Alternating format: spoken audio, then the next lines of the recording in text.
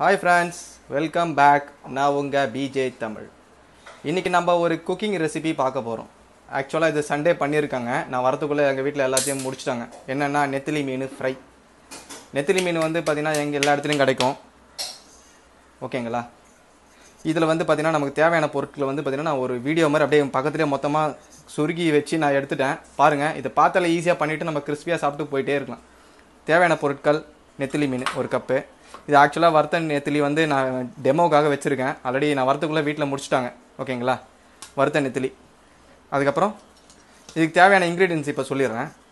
நெத்திலி மீன், மிளகாத்தூள், மஞ்சத்தூள் போட்டோன்னா இந்த மீனோட கவுச்சி ஸ்மெல் வந்து வராது, அதுக்காக போடுறோம். கார்ன்ஃப்ளவர் மாவு நல்லா போட்டு இது பண்ணோன்னா கிறிஸ்பியாக வரும், நல்லா இந்த மொறுன்னு வரும் கிறிஸ்பியாக. ஓகேங்களா?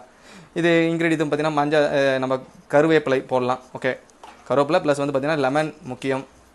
அப்புறம் இது வந்து இஞ்சி பூண்டு பேஸ்ட்டு நம்ம அரைச்சி வச்சது, தேவையான அளவு உப்பு. ஓகேங்களா? இப்போ நம்ம வந்து பார்த்திங்கன்னா இந்த நெத்திலி மீனில் இது எல்லா இன்க்ரீடியன்ஸும் நம்ம போட்டுட்டு நல்லா பிசைஞ்சு மிக்ஸ் பண்ணிவிட்டு ஒரு கிண்ணத்தில் வச்சிடணும். ஒரு 1/2 hour வச்சிங்கன்னா லெமன்லாம் ஸ்குவீஸ் பண்ணி போட்டுட்டு, கருவேப்பிலை மட்டும் லாஸ்ட்டாக போடணும், ஸ்மெல்லுக்காக போடுறோம் கருவேப்பிலை. ப்ளஸ் நல்லா பிளட் சர்க்குலேஷன், முடி கொட்டுறது எல்லாத்துக்கும் பார்த்திங்கன்னா கருவேப்பிலை வந்து ஒர்க் பண்ணோம்.